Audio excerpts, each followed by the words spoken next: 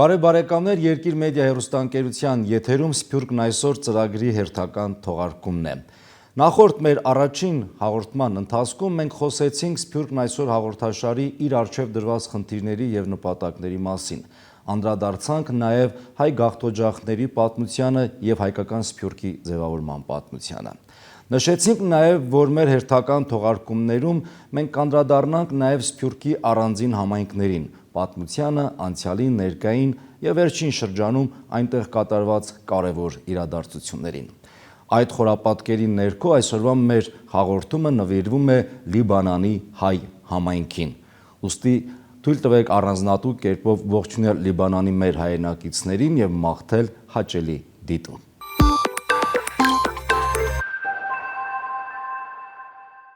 Գուցե հիմա հարց առաջանա, թե ինչու ենք հայկական Սփյուռքի համայնքներից առաջինը անդրադառնում Լիբանանի հայ համայնքին։ Հարցը տեղին է, պատասխանը հստակ։ Այնպես է ստացվել, որ Լիբանանի հայ համայնքը դարձել է հայոց ցեղասպանությունից հետո հայկական Սփյուռքի ամենաձևավորված եւ կայացած համայնքներից մեկը։ Փոքրիկ էթնոմշակութային եւ էթնոքաղաքական Հայաստան Սփյուռքում։ Սփյուռքահայ շրջանակներում Լիբանանի հայ համայնքը երբեմն անվանում են Մայր Գաղութ, քանի որ այն տարիներ շարունակ եղել է հայկական Սփյուռքի հոգևոր մշակութային սնուցման կենտրոններից մեկը։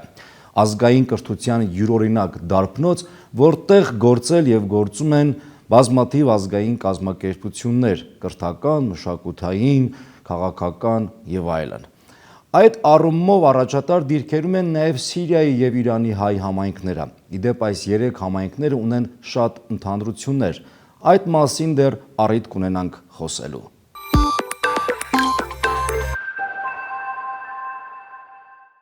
Մեկ ծրագրի ընթացքում ներկայացնել Լիբանանի հայ համայնքն իր բոլոր կողմերով անհնար է։ Նույնիսկ մեկ կազմակերպության թաղամասի կամ բնակավայրի պատմությունն անհնար ներկայացնել մեկ ծրագրի ընթացքում։ Բայց ես վստահ եմ, որ մենք ապագայում հնարավորություն կունենանք Լիբանան այցելելու, տեղում կատարելու կարևոր վավերագրումներ եւ իհարկե առավել մանրամասն ծանոթանալ ներհամայնքային կյանքին։ Բայց այսօր, ինչպես ասում են հեռվից, մեր ունեցած տեղեկությունների եւ տպավորությունների հիման վրա կկառուցենք մեր ծրագիրը։ Հաղորդման ընթացքում հեռավար կապի միջոցով կխոսենք նաեւ Հայ հեղափոխական դաշնակցության Լիբանանի կենտրոնական կոմիտեի անդամ Ջորջ Գրիգորյանի հետ։ Իսկ այժմ ժամանակ չկորցնելով առաջարկում եմ դիտել մեր առաջին տեսանյութը, որը կներկայացնի Լիբանանի հայ համայնքի պատմությունը։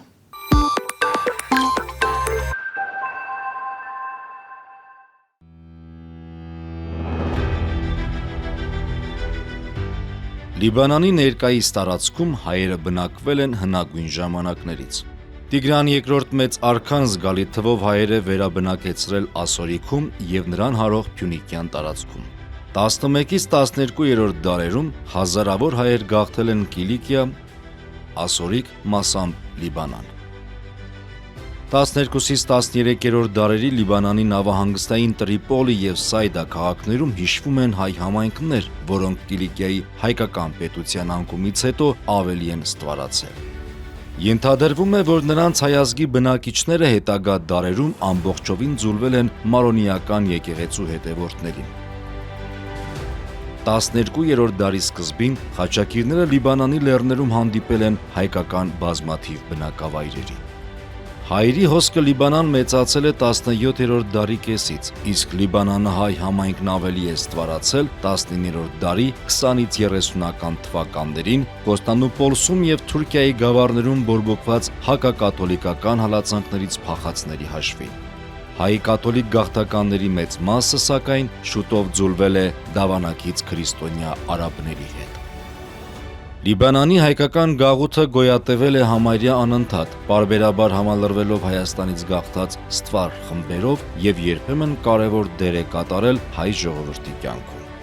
Ժամանակակից Լիբանանահայ համայնքը ձևավորվել է գլխավորապես առաջին աշխարհամարտի եւ դրան հաջորդած տարիներին 1915-ից 1939 թվականների գաղթականության 3 ալիքների արդյունքում եւ ավանդականորեն համարվել է միջին արևելքի ամենազդեցիկ հայ հոգեվոր եւ մշակութային արժեքներ դավանող համայնքներից մեկը։ 1923-24 թվականներին Լիբանանում բնակվել են շուրջ 35-ից 40 հազար հայ գաղթականներ և որբեր։ Նրանցից շուրջ 25 հազարը Կիլիկիայից էին, շուրջ 8 հազարը Անատոլիայի, իսկ մոտ 5 հազարը Արևմտյան Հայաստանի տարբեր շրջաններից։ Նորեկ գաղթականներից շատերը, չդիմանալով Լիբանանում իրենց դեմ ծառացած տնտեսական, կենցաղային եւ այլ դժվարությունների, 1920-ական թվականների վերջին գաղթեցին Հարավային Ամերիկա։ 1938-1939 թվականներին, երբ Սիրիայի ֆրանսիական իշխանությունները Ալեքսանդրետի սանջակը մտցրին Թուրքիայի կազմի մեջ, տեղի բնիկ հայ բնակչությունը շուրջ 40 հազար մարդ նույնպես ստիպված եղավ արտագաղթել եւ հաստատվել Լիբանանում եւ Սիրիայում։ Ըստ մոտավոր հաշվումների 1945 թվականի վերջին Լիբանանում բնակվել են 5800-ից ավելի հայ առաքելական եւ 10260-ից ավելի հայ կաթոլիկներ։ Այժմ հայերը հիմնականում բնակվում են Բեյրութում, Տրիպոլիում, Սեյդայում, Զահլեում, Ալեյում, ինչպես նաեւ Այնճարում, որը միակ հայկական գյուղաքաղաքն է ողջ Լիբանանում։ Այստեղ հայ գաղթականությունը հաստատվեց 1939 թվականին։ Բնակիչներն հիմնականում Մուսալ լեռան գյուղերից եկած տարագիր հայեր էին։ Նույն ժամանակահատվածում սկսեցին ձև ստանալ եւ կառուցվել նաեւ Բուրչամուտի հայկական թաղերը։ 1930 թվականին Բեյրութից հյուսիս գտնվող Անտիլիաս Ավան տեղափոխվեց Մեծիտանն Կիլիկիո կաթողիկոսությունը, որը ֆրանսիական իշխանությունների կողմից եւ Մայր Աթոռ Սուրբ Էջմիածնի հավանությամբ ճանաչվեց Լիբանանի, Սիրիայի եւ Կիպրոսի առաքելական հայերի հոգեվոր կենտրոն։ 1929 թվականին Երուսաղեմի հայոց պատրիարքությունը Կիլիկիայի կաթողիկոսությանն էր փոխանցել Լիբանանում իր բոլոր կալվածքներն ու վարչական իրավասությունները։ Մեծիտանն Կիլիկիո կաթողիկոսությունը ունի նաև իր դպրևանքը։ 1931-ին Կոստանդնուպոլսից Լիբանան վերափոխադրվեց նաև հայ կաթողիկե կաթողիկոս պատրիարքությունը։ Այժմ Լիբանանում գործում են նաև հայ կաթողիկե պատրիարքարանը եւ Մերձավոր Արևելքի հայ ավետարանական եկեղեցու միությունը։ Լիբանանի հայոց թեմն ունի 13, իսկ կաթողիկե եւ ավետարանական եկեղեցիները 5-ական եկեղեցիներ։ Լիբանանում տեղացիների հայերի հանդեպ բարեհաճ եւ հյուրընկալ վերաբերմունքը, ինչպես նաև հայերի աշխատասիրությունը եւ բնատուր այլ հատկություններ նպաստեցին Լիբանանում հայերի տնտեսական վերելքին, որը շարունակվեց 1943 թվականին երկրի անկախացումից հետո։ 1960-ական թվականներին հայերին էին պատկանում Լիբանանի խոշոր արդյունաբերական ձեռնարկությունների 18%-ը եւ մանր արհեստավորական ձեռնարկությունների 43%-ը։ Պատկառելի է եղել նաև Լիբանանում հայ բժիշկների 6%, ատամնաբույժների 25%, դեղագործների 23%, ճարտարագետների 10%, տեսակարար կշիռը։ Պատահական չէ, որ 1940-ական թվականների երկրորդ կեսից Սփյուռքում գործող հայ ավանդական ազգային 3 կուսակցությունները աստիճանաբար Բեյրութ տեղափոխեցին իրենց կենտրոնական մարմինները։ 1946-ից 1948 թվականների զանգվածային հայրենադարձության օրերին Լիբանանից Հայաստան ներգաղթեց շուրջ 10,000 հայ։ 1975-ից 90-ականների քաղաքացիական պատերազմը հարյուրավոր զոհեր եւ նյութական ծանրագույն վնասներ պատճառեց Լիբանանի հայերին։ Բազմահազար հայեր գաղթեցին Ամերիկայի Միացյալ Նահանգներ, Կանադա, Ֆրանսիա, Ավստրալիա։ Լիբանանի հայ համայնքը միշտ էլ եղել է հայ սփյուռքի մշակութային եւ քաղաքական կենտրոններից մեկը։ Այստեղ են մեծացել եւ կրթություն ստացել նաեւ այլ երկրների համայնքային առաջնորդների զգալի մասը։ Լիբանանի համայնքի մշակութային եւ կրթական առաջընթացին մեծապես նպաստել է նաեւ արևմուտքի երկրների, հատկապես Ամերիկայի Միացյալ Նահանգների հայության մշտական ֆինանսական օժանդակությունը, որի շնորհիվ հիմնվել են դպրոցներ, երիտասարդական կենտրոններ, հիվանդանոցներ, տրամադրվել են կրթաթոշակներ եւ այլն։ Լիբանանի հայության սոցիալ-իրավական կարգավիճակի կարևոր առանձնահատկություններից է այն, որ այստեղ նրանք ճանաչվում են որպես ազգային կրոնական համայնք, ինչի շնորհիվ էլ իրենց ներկայացուցիչներն ունեն այդ երկրների խորհրդարաններում եւ կառավարություններում։ 1992 թվականից Լիբանանի խորհրդարանի 128 падգամավորական աթոռներից 5-ը վերապահված է հայ առաքելական, իսկ 1-ը հայ կաթոլիկ համայնքին։ Լիբանանի հայերը ներկայացված են տեղական ինքնակառավարման մարմիններում, երկրի դիվանագիտական կորպուսում։ Միաժամանակ 1961 թվականից Լիբանանի տարբեր կառավարություններում նախարարական պաշտոններ են վարել մի շարք հայազգի գործիչներ։ Լիբանանի հայ համայնքի կապերը Հայաստանի հետ զգալիորեն սերտացել են 1950-ական թվականների երկրորդ կեսից։ Հաստատվել է Երևան-Բեյրութ օդային գիծ։ Հայաստանի բուհերում եւ ասպիրանտուրայում սովորել են ավելի քան 300 լիբանանահայ երիտասարդներ։ Լիբանանահայ քաղաքական լրագրերից Արարատը, Զարթոնքը եւ Կանչը կանոնավորապես առաքվել են Հայաստան։ Լիբանանի քաղաքացիական պատերազմի ընթացքում Մայր Աթոռ Սուրբ Էջմիածինն ու Հայաստանի Խորհրդային Սոցիալիստական Հանրապետության պետական մարմինները քանիցս մարդասիրական օժանդակություն են ուղարկել լիբանանահայ աղետյալներին, դպրոցներին, համայնքային այլ հաստատություններին։ Սկսած 1920-ական թվականներից Լիբանանում միշտ վերելք է ապրել նաև ազգային կրթամշակութային կյանքը։ Տեղի հայության համար հայոց լեզուն ներկայումս էլ հաղորդակցման բնական միջոց է։ Այստեղ տարբեր տարիների հրատարակվել են մեծ թվով հայկական թերթեր եւ ամսագրեր, պահպանվել եւ զարգացել են հայ գեղարվեստական գրականության ավանդույթները։ Բազմաթիվ ազգային, հատկապես մշակութային կազմակերպությունների, կրթական հաստատությունների, հայալեզու պարբերականների գոյությունը ստեղծել է ուրույն հայկական մթնոլորտ։ Ներկայումս Լիբանանում հրատարակվում են դաշնակցականների Ազդակը, ռամկավարների Զարթոնքը, հնչակյանների Արարատը, գրական ուղղվածությամբ Բագինը եւ Շիրակը, ինչպես նաեւ Սփյուռք, Մարզիկ, Մասիս, Արծիվ, Ծաղիկ, Դիտակ ամսագրերը։ Եթեր է սփռվում Սփյուռքի միակ հայկական վանաձայն ռադիոկայանը։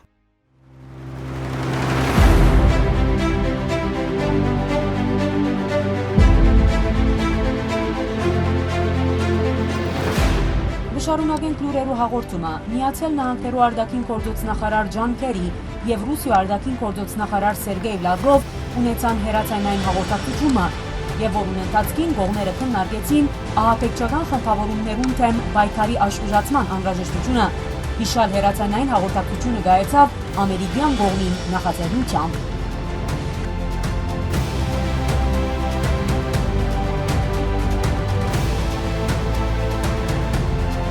Լիբանանում գործում են հայկական ազգային 15 երկրորդական նյութենական եւ հարանվանությունների առաքելական կաթողիկե ավետարանական վանժարաններ։ Բեյրութում է գտնվում Սփյուռքի միակ հայկական հայկայսյան համալսարանը։ Դիվանագիտական հարաբերություններ Հայաստանի եւ Լիբանանի միջև հաստատվել են 1992 թվականից։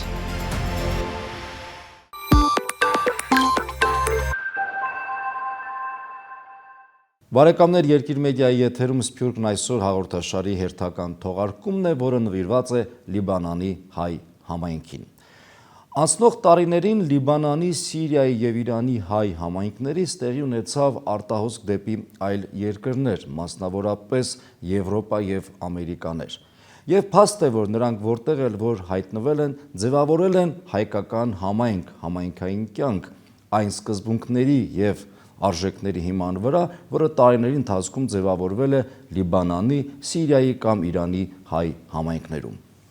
Այդ առումով նրանք նաև իրենց կարևոր մասնակցությունն են բերում տարբեր երկրներում հայկական Սփյուռքի որպես ազգային մեկ միավորի համայնքի կայացման ու զարգացման գործում։ Պատահական չէ, որ օրինակ Լիբանանահայ համայնքը հայկական Սփյուռքի պատմության մեջ միշտ էլ ունեցել է ծանրակշիռ դերակատարություն։ Ավելին, Լիբանանահայ համայնքը մեծ հեղինակություն է վայելում նաև հենց Լիբանանում եւ տարիներ ի վեր նպաստել է Լիբանանի քաղաքական, տնտեսական եւ մշակութային զարգացմանը։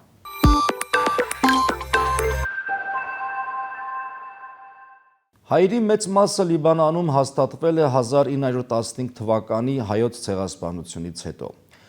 Լիբանանը լինելով բազմակրոն եւ բազմամշակութային երկիր նրանց հնարավորություն տվեց ինքնակազմակերպվելու։ Հայերը դա վերցրեցին եւ գերազանց օգտագործեցին։ Երբ մենք ասում ենք Լիբանանի հայ համայնք, միանգամից մեր միտքն են գալիս Բեյրութ, Բուրջ Համուդ, Անտիլիաս եւ այնճար անունները։ Ճիշտ է, հայեր կան նաև Լիբանանի այլ բնակավայրերում, սակայն հայությունը հատկապես կենտրոնացած է այս վայրերում իր համայնքային կազմակերպություններով եւ հոգեվոր մշակութային կենտրոններով։ Օրինակ, Անտիլիասն է Կիլիկիո հայոց կաթողիկոսության հոգեվոր սիրտն ու կաթողիկոսի նստավայրը։ Լիբանանահայության կենտրոնն անշուշտ Բեյրութն է, հատկապես Բուրջ Համուդը։ Սա պարզապես թաղամաս չէ։ Սա փոքրիկ Հայաստան է իր խանութներով, մամուլով, դպրոցով, եկեղեցիներով, քաղաքական կյանքով։ Քայլում ես փողոցում ու լսում հայերեն խոսք, կարդում հայատար ցուցանակներ եւ հասկանում ես, որ սա արմատ գցած համայնք է։ Ազգային կրթությունն այստեղ բացառիկ արժեք է։ Ազգային դպրոցները գտնվում են բարձր մակարդակի վրա, իսկ գագաթն անշուշտ Հայկազյան համալսարանն է, որը միայն համալսարան չէ հայերի համար, այլ ակադեմիական մի կենտրոն, որտեղ հայկական ինքնությունն ու ազգային կրթությունը համատեղվում են միջազգային չափանիշների հետ։ Խոսել Լիբանանի հայ համայնքի մասին եւ չհիշել այնճարը, որը միակ հայկական գյուղաքաղաքն է Լիբանանում, անհնար է։ Ապագայում վստահ եմ այնճարին կանդրադառնանք առանձին ֆիլմ կամ հաղորդում նվիրելով, սակայն այս պահին առաջարկում եմ դիտել փոքրիկ մի տեսանյութ, որը հակիրճ ներկայացնում է հայկական Բուրջ Համուդը, Անտիլիասը եւ այնճարը։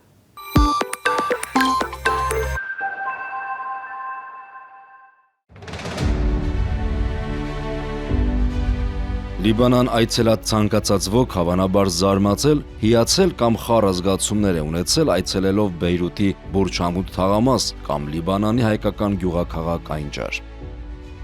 Այստեղ փոքրիկ Հայաստան է, հայ մարդկանցով, հայկական նիստ ու կացով, ազգային միութենական, կրթական, մշակութային եւ մարզական շինություններով ու ակումբներով։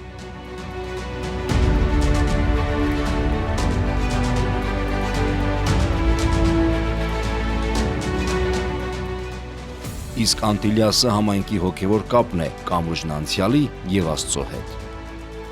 Ամեն ինչի սկիզբը դրվեց 1930-ականներին, երբ վրանաբնակ հայ գաղթականները հետզհետե դուրս եկան վրանակաղաքներից եւ հաստատվեցին Բուրջ Համուդի նորաստեղծ Արագած, Նոր Սիս, Նոր Ադանա, Նոր Մարաշ, Նոր Կիլիկիա եւ այլ թաղամասերի մեջ։ Բուրջ Համուդի այս թաղամասերի կառուցման գործում անուրանալի դեր ունեցավ հայ կաթոլիկ միաբան հայր Պողոս Վարդապետ Արիսը։ Վերջինը, երբ 1952-ին Բուրջ Համուդը դարձավ առանձին քաղաք, դարձավ հիմնադիր քաղաքապետ, կառավարելով մինչև 1961 թվականը։ Այնուհետև հաջորդաբար Բուրջ Համուդի քաղաքապետ են դառնում բազմաթիվ դաշնակցական գործիչներ։ Այժմ այդ պաշտոն զբաղեցնում է Մարտիկ Պողոսյանը։ Այս կառույցի միջոցով հայ հեղափոխական դաշնակցության Լիբանանի կազմակերպությունը նպաստում է շրջանի բարգավաճման ծրագրերին։ Տասնամյակների ընթացքում Բուրջ Համուդը դարձավ ոչ միայն բնակավայր, այլև հայկական ազգային, հասարակական, համայնքային, կուսակցական, բարեսիրական, մշակութային եւ մարզական կառույցների կենտրոնատեղի։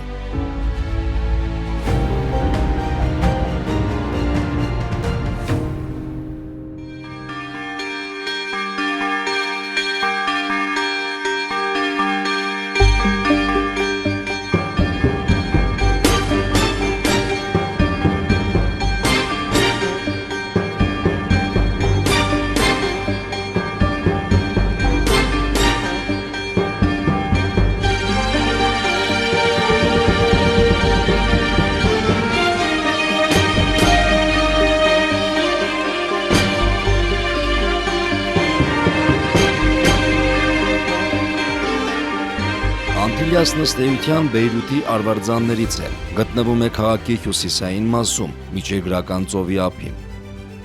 Բնակիչներն հիմնականում քրիստոնյաներ են, հայեր, մարոնիներ, հույն կաթողիկե եւ հույն ուղղափառ եկեղեցիների հետևորդներ։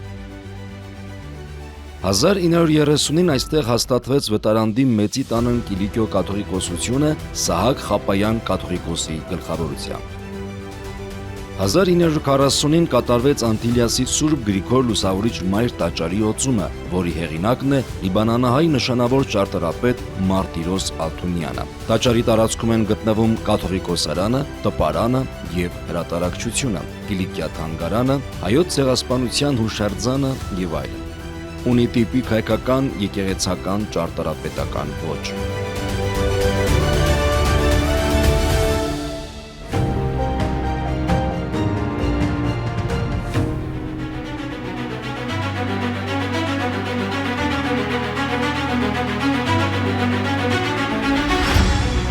Այն ճարը գտնվում է Բեյրութ-Դամասկոս ճանապարհի գրեթե միջնամասում։ Այն ճարի բնակչության մեծամասնությունը հայ առաքելականներ են, ծագումով մուսալերցիներ, որոնք 1939 թվականին Ալեքսանդրետի սանջակի Թուրքիային հանձնումից հետո վերջնական բնակություն հաստատեցին Բեքայի ամայի դաշտում եւ տարիների ընթացքում սկսեցին շենացնել այս վայրը, դարձնելով յուրահատուկ ծաղկուն մի օազիս, որ այսօր վեր են խոյանում գեղեցիկ տներ, հասարակական շինություններ, դպրոցներ, եկեղեցիներ, մշակույթի եւ արվեստի կենտրոններ։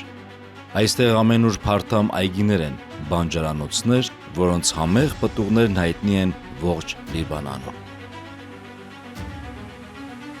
Այն ճարը հայկականության բացառիկ օրինակ է օտարափերում։ Այստեղ հայ կյանքն է իր ինքնության բոլոր կողմերով ու շերտերով։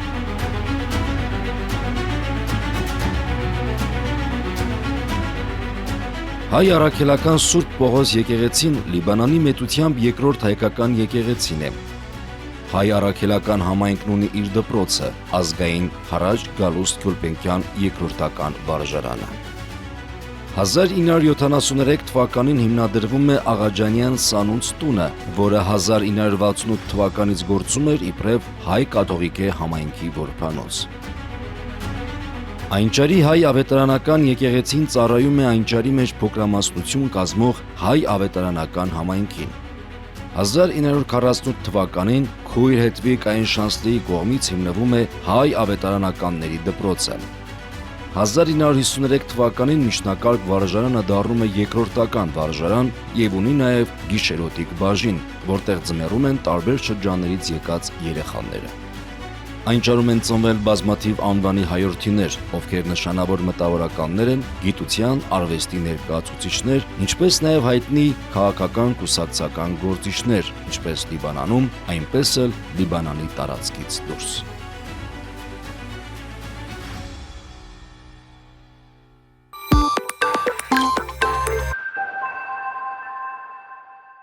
Բարեկամներ, Երկիր մեդիայի եթերում Սփյուռքն այսօր հաղորդաշարի հերթական թողարկումն է, որը նվիրված է Լիբանանի հայ համայնքին։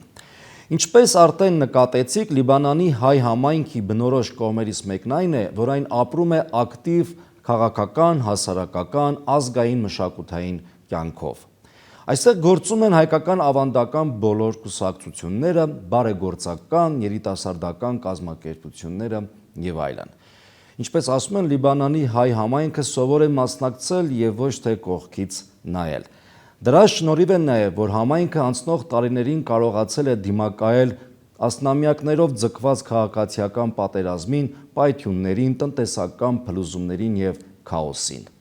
Վերջին տարիների ընթացքում համայնքը ստացել է ծանր հարվածներ։ Լիբանանի տնտեսական կոլապսը, 2020 թվականի Բեյրութի նավահանգստի պայթյունը եւ այլ փորձություններ ստիպել են լիբանանահայ մեր հայրենակիցներին արտագաղթել Կանադա, Ամերիկայի Միացյալ Նահանգներ, Ֆրանսիա եւ այլն։ Որոշները վերադարձել են նաեւ մայր հայրենիք։ Սակայն ինչքան էլ որ թվականակը համայնքի նվազել է, ոգին այնտեղ չի պակասել եւ նրանք շարունակում են ատամներով պահել հայկական շունչն ու հոգին, ազգային դպրոցները, եկեղեցիները եւ մշակույթը։ Իդեպ վերջին ամիսներին այնտեղ տեղի ունեցած կարևորագույն միջոցառումներից մեկը հայ հեղափոխական դաշնակցության 135-րդ տարեդարձին նվիրված միջոցառումն էր եւ ընդամենը մի քանի օր առաջ տեղի ունեցած ամբողջ համայնքային ներուժի միջոցով կազմակերպված հանգանակությունը ի նպաստ Լիբանանի հայ ազգային վարժարանների։ Այս պահին առաջարկում եմ դիտել փոքրիկ մի տեսանյութ այդ երկու իրադարձությունների մասին պատմող, որից հետո կվերադառնանք տաղավար եւ կզրուցենք Հայ հեղափոխական դաշնակցության Լիբանանի կենտրոնական կոմիտեի անդամ Ջորջ Գրիգորյանի հետ։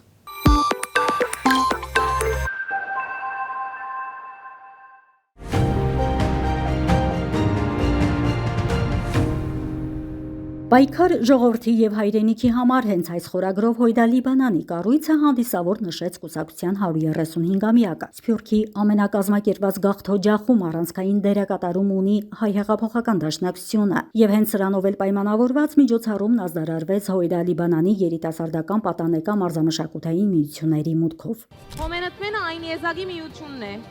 որ իր սկաուտական խուրներամ շարքերով եւ մարզական բարձր հաջողություններով հբարդանք կպեր է հայ համայնքին։ Հայ հեղափոխական դաշնակցության հիմնադրության առանցքն է երիտասարդության դաստիարակությունը։ 1930-ին գհիմնվի Լիբանանի հայ գրթական հրադարակչական համասկայնի ընկերությունը։ Լեմը գահաճողի հայ երիտասարդության մեջ սերմանել ազգային խաղապարներ։ Գլա երիտասարդական խաղապարական դաստիարակչական միավոր։ Այժմ գահարաճանան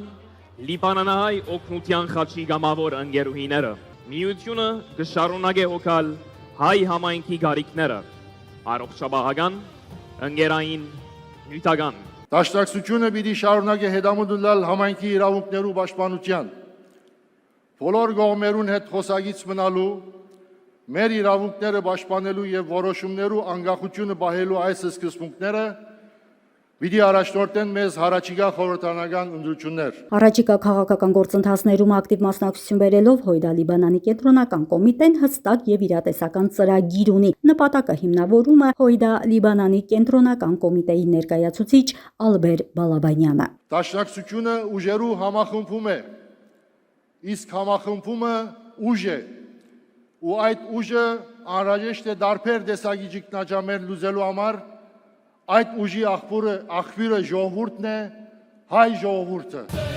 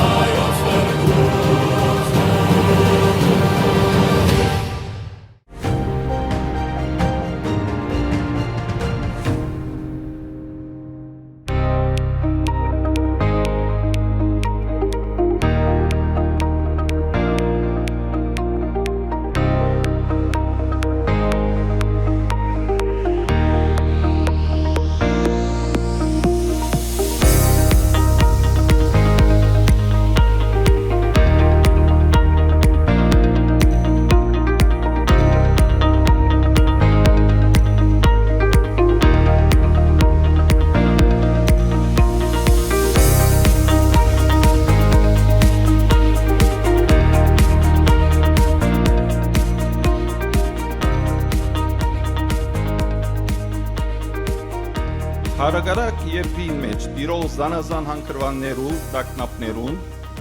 հայ դպրոցը շարունակեց բարձր պահել իր դրոշը եւ որբեսի անոր թռները շարունակեն բաց մնալ անոր գառույցներու մեջ շարունակել լսվիլ հայ բանաստեղծությունը գարտացվիլ քրագանությունը երկվիլ հայ երկը լսվին մեր աղոթքները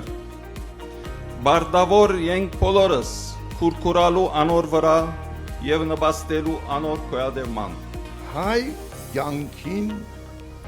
առանցքն է հայ դպրոցը նայեցեք պատմության ցեղասպանութենեն հետո ուր որ կացինք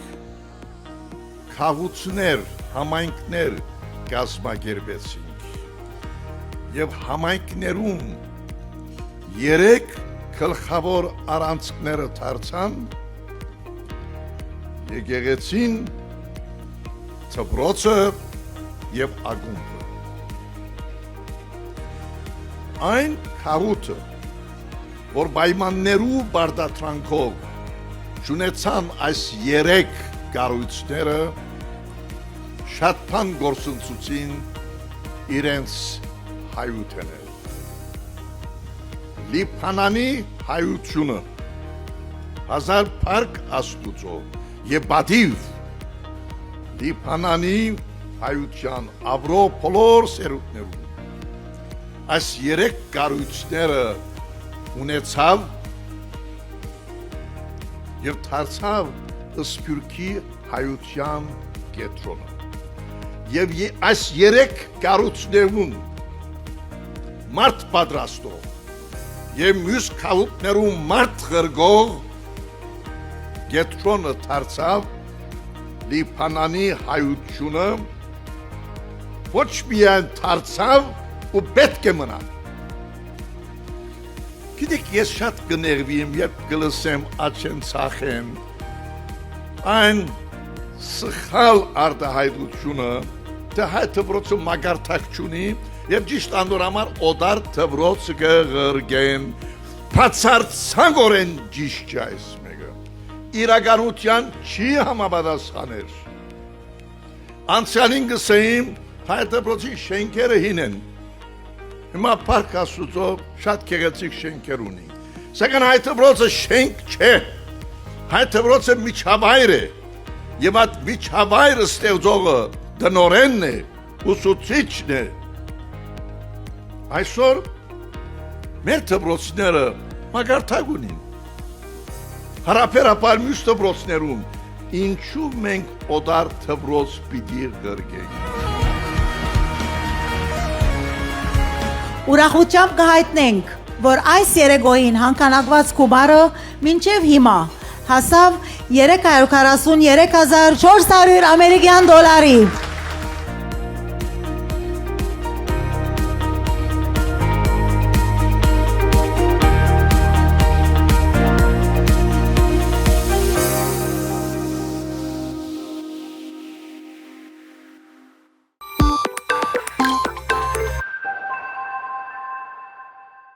Բարեկամներ, Երկիր մեդիայի եթերում Սփյուռքն այսօր հաղորդաշարի հերթական թողարկումն է, որը նվիրված է Լիբանանի հայ համայնքին եւ ինչպես հաղորդման սկզբում նշեցի, այսօր մենք հեռավար կապի միջոցով զրույց կվարենք Հայ հեղափոխական դաշնակցության Լիբանանի կենտրոնական կոմիտեի անդամ Ջորջ Գրիգորյանի հետ։ Ողջույն ընկեր Ջորջ, շնորհակալ ենք մեր հրավերն ընդունելու եւ Սփյուռքն այսօր հաղորդաշարին հյուրընկալվելու համար։ Իմ առաջին հարցը հետևյալն է. Լիբանանը բազմակրոն եւ բազմազգ երկիր է եւ այստեղ հայերը արմատ են գցել եւ կարողացել են ստեղծել շատ կայացած կուռ մի համայնք։ Ինչպես հաջողվեց Լիբանանի նման բազմազգ մի երկրում հասնել այդպիսի հաջողության, ձևավորել կայացած համայնք։ Որն է Լիբանանի հայ համայնքի առանձնահատկությունը։ Առաջին հերթին ողջույն ցեզ, ես եմ շնորհակալ այս մասնակցության առիթը ընծայելու համար։ Լիբանանի մեջ հայությունը հիմնադիր բաղկացուցիչ է։ Յուրահատկություններում մասին եթե պիտի խոսենք բազմակողմանի եւ բազմաթիվ յուրահատկություններ կան։ Առաջին հերթին Լիբանան գհյուրընկալ է սփյուռքահայության խորհրդանշական նշանակություն ունեցող կառույցներ։ Եթե անոնց մե առաջինը պիտի նշենք, վստահաբար Մեծիդան Գիլիգիո կաթողիկոսությունն է, որ թե հոգևորական, թե ազգային կետրոն է, համախմբող սփյուռքին ոչ միայն կրոնական, այլ նաև ազգային արժեքներ հաղորդած կառույց է։ Լիբանանը նաև իր հողին վրա ունի սփյուռքի միակ հայագերդ քաղաքը, Բուրջամուդը։ Այս ջահջային շրջանը շեն եւ բարգավաճ քաղաքի վերածված է, ցեղասպանութենեն մազաբուրձ ազատած մեր մեծ հայրերու եւ մայրերու քրդինքով։ Լիբանանը նաեւ գտնունի իր հողերուն վրա Արևմտահայաստանի քյուղական, առավելապար քյուղական բնույթի վերջին մասունքը անջարը, որ մուսալերան հերոսամարտի ժառանգորդներով բնակված է այսօր։ Լիբանանի մեջ կգտնվի սփյուռքի միակ հայկական համալսարանը, հայկազյան համալսարանը։ Նաև դարիներու ընթացքին Լիբանանը եղած է սփյուռքի հայապահպանման, հայտարարի հետապնդման, նաև Հայաստանին ու Արցախին նեցուկ կանգնելու այդ մարդուժը, արյունը, չիղը, գորովը, մատակարարողը։ Թե ասիկա ինչպես հաջողված է շնորհիվ ցանցային թրության, որը ստեղծվեցավ Լիբանանի մեջ։ Ցեղասպանութենեն անմիջապես ետք անաբադներեն եւ որբանոցներեն հայ ժողովրդի արևմտահայության մնացորդածը փրկելու աշխատանքեն ետք Լիբանան դակավին անկախ պետականություն չուներ, բայց աշխատանք դարվեցավ հայությունը հոս վերագազմագերբելու նախ առաջին հերթին հայ բահելու համար, հայկականությունը պահպանելու համար, ապա իր արժանի դեղը ապահովելու համար երկրին մեջ եւ աշխարհի տարածքին։ Եվ ադիգա ստացվեցավ զանազան տեսակի կառույցներու առաջացման միջոցով, սկսելով եկեղեցական, կրթական, մշակութային, մարզական, քաղաքական եւ ընկերային կարիքներու բարեգործական ամբողջ ցանցը ստեղծվեցավ համագարկ, որ գարերի դարձուց այդ արդյունքը։ Շնորհակալություն, հայերը քաղաքականապես ակտիվ են նաև Լիբանանի կյանքում։ Ընտրում ներկայացրեք, թե այսօր երկրի օրենսդիր եւ գործադիր մարմիններում հայ համայնքը ինչ ներկայացվածություն ունի։ Գիտեք, Լիբանան համայնքային թրությամբ կառավարվող երկիր է, եւ Լիբանանի մեջ ժողովրդավարությունը եւ սահմանադրությունը, իր սահմանադրական կարգը, ընտրական կարգը մշակված է այնպես, որ յուրաքանչյուր բաղկացուցիչ համայնք իրեն վերաբահված քոթան ունի, թե խորհրդարանեն, այսին ազգային ժողովեն, թե գործադիր իշխանութենեն, թե պետական վարչամեքենային ներս։ Լիբանանի 16 օրինականորեն ջանցված համայնքներեն 7-ն կնկատվին հիմնադիր կամ հիմնական համայնք, անոնց մեկը հայությունն է, որովհետև Լիբանանի մեջ հայությունը 1943-ի անկախության ադեն, անկախացման բահուն հայությունը ներկայացված էր այդ անկախությունը հիմնած խորհրդարանին մեջ, դաշնակցական ընկերմն էր պատգամավորը եւ մասնակից էր երկրի անկախացման։ Հիմա խորհրդարանի 128 աթոռները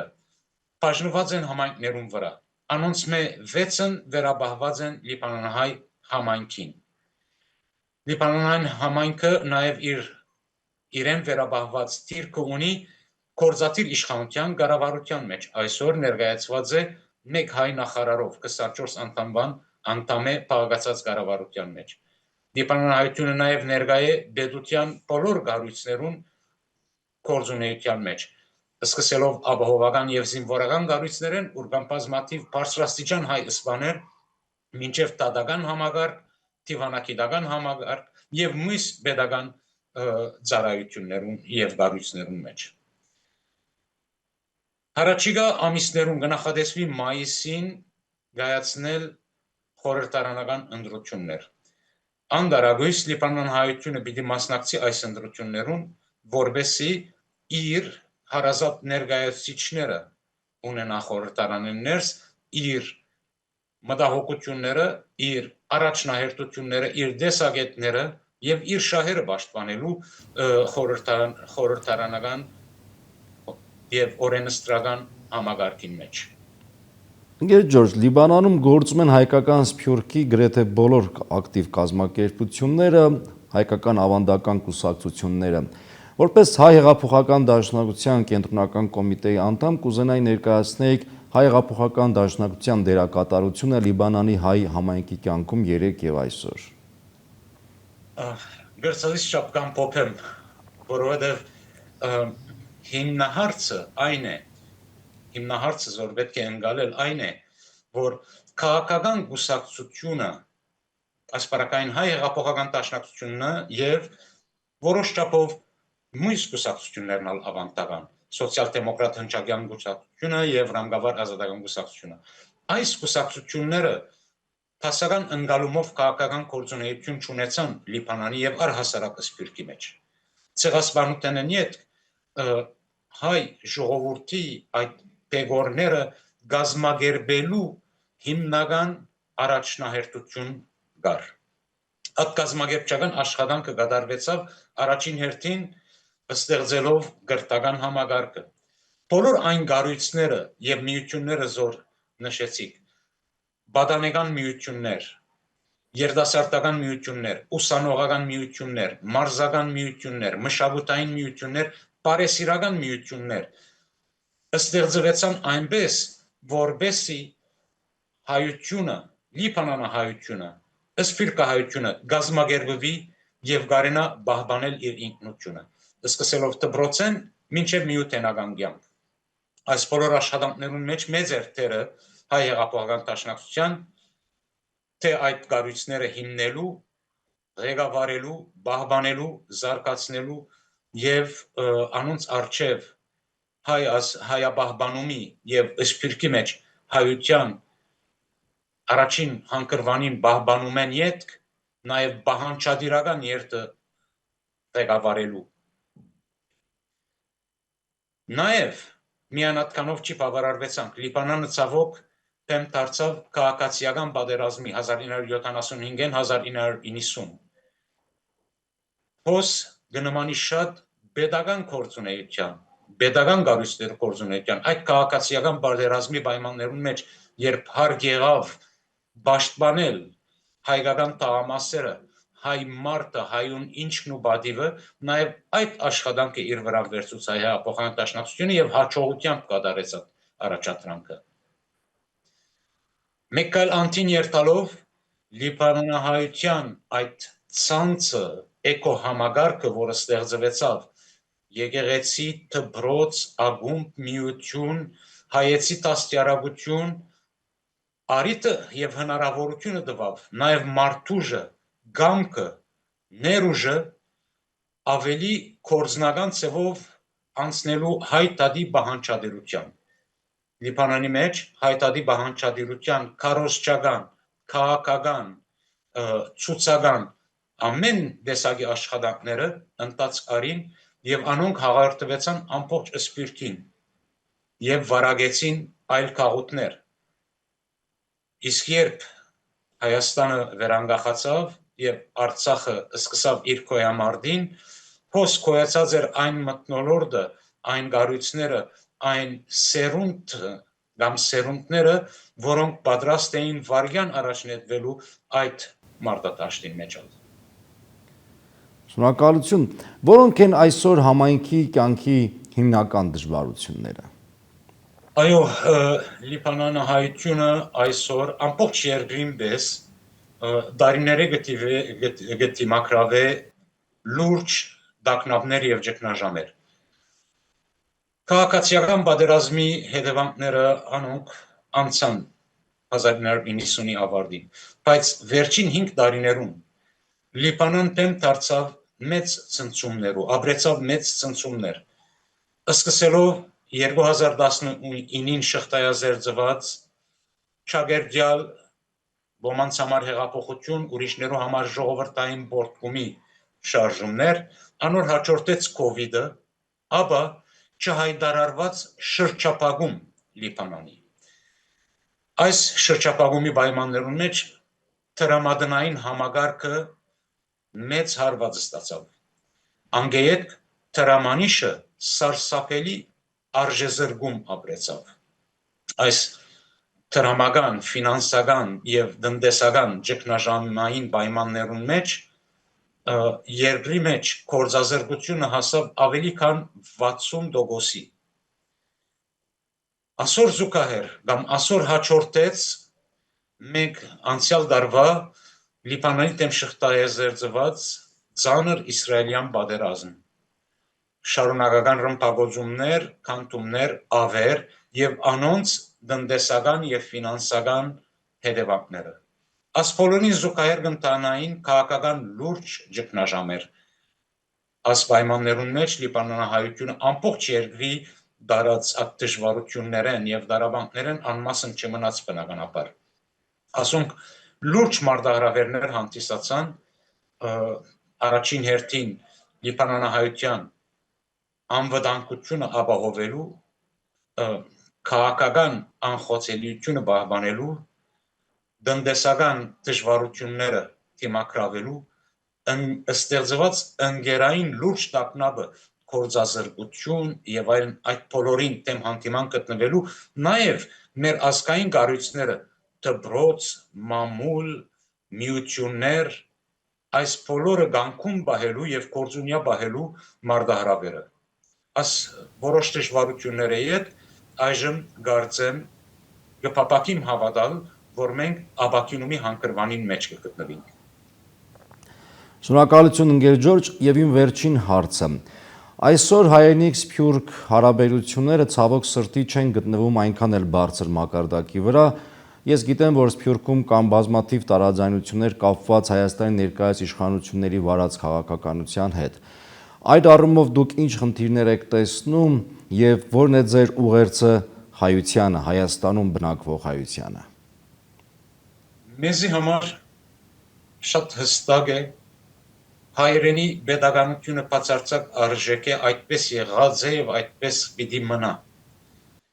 Բայց իշխանություններով վարած քաղաքականությունները անոնք բացարձակ արժեք չեն, անոնք քննարկելի, վիճելի, երկխոսությամբ կամ այլ ծևերով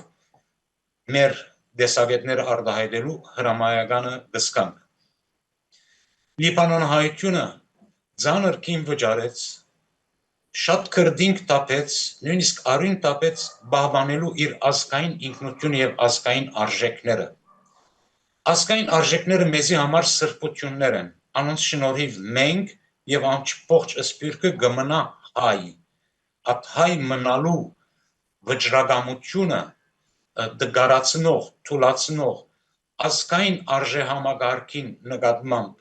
ամեն անհեթեթ մոդեցում, անպատասխանատու մոդեցում մեզի համար մտահոգիչ է եւ անընդունելի։ Այսօր գողքին չմոռնանք, որ մենք ունենք Լիբանանի մեջ առնվազն նաև Սփյուռքի այլ քաղաքներու մեջ pedagogan քաղաքական փորձառություն։ Նաև ունենք փորձառություն Թուրքին հետ։ Մենք շատ լավ կհասկանանք քաղաքականության եւ միջազգային դրվածքին եւ անոր հետ հոսանքին համեմատ թիավարելու անհրաժեշտությունը ոչ անպայման հոսանքին հետ, բայց նաև գիտենք ազգային հայրենասիրական անզիջելի սկզբունքները եւ կարմիր գիծերը եւ երբ անոնք սագարգելի կդառնան այդ ալ մեզի համար մտահոգիչ եւ անընդունելի է իսկ վերջին գեդը պետք է հասկանալ գիտեք քանի օր առաջ Բաքուի մեջ շնորհահանդեսը կատարվեցավ հաստափոր հադորիմը ուր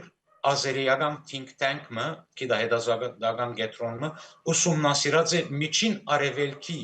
հայկական քաղաքներու թերագադարությունը եւ աստեցությունը ընդհանրապես հայտարարի հետապնդման եւ Հայաստանի ու Արցախի օրակարգով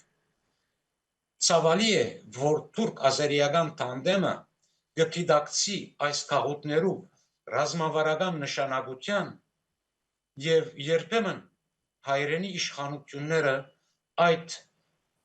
ստրատեգիկ կորձոնին կարևորությունը կստորակնահատեն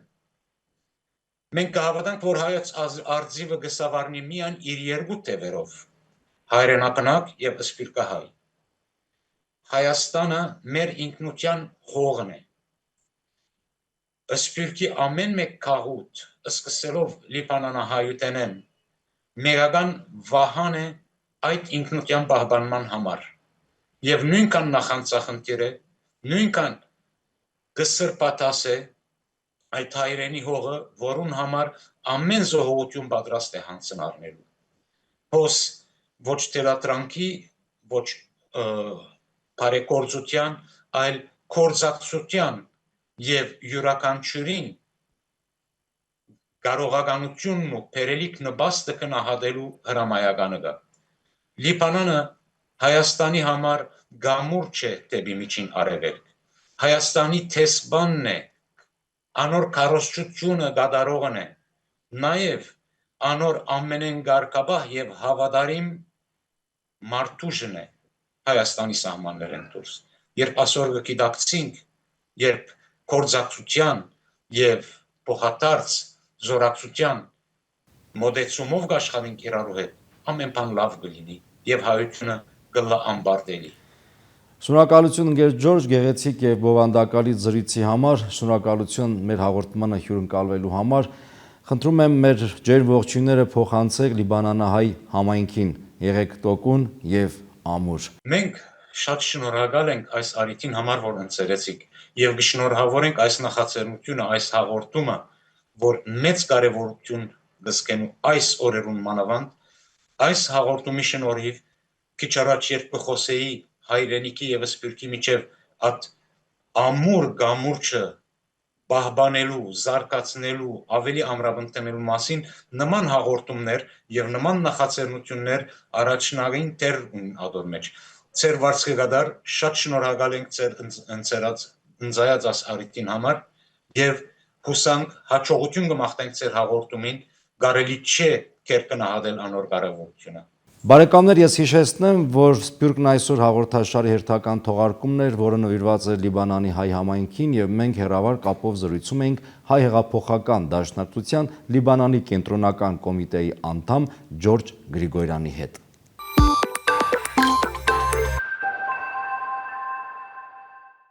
Լավ օրից չէ, որ հայերն հաստատվել են աշխարհի տարբեր երկրներում ձևավորել հայկական Սփյուռք։ Հատկապես հայոց ցեղասպանությունից հետո մազապուրս բազմաթիվ հայեր հայտնվեցին օտար միջավայրում եւ փորձեցին սկսել նոր կյանք։ Այդ կյանքի ճանապարհը չափազանց դժվար է եղել, կորուստներով եւ մաքարումներով լի։ Ապրուստի կենսական հարցեր լուծելուց բացի նրանք մտածել են նաեւ իրենց զավակների հայեցի կրթության եւ դաստիարակության մասին։ Այստեղ անգնահատելի մեծ աշխատանք է կատարել հայոց եկեղեցին, հայկական մինչ այդ գործող կազմակերպությունները, կուսակցությունները եւ իհարկե առանձին անհատներ։ Արդյունքում 100 տարուց ավելի է արդեն հայերի սերունդները պահում են իրենց ազգային ինքնությունն ու դիմագիծը։ Վկա Լիբանանի հայ համայնքը։ Այս հողում հայկական կյանքը չմարեց, այն ձևավորվեց եւ դարձավ հիշողության եւ ապագայի միջև կամուրջ։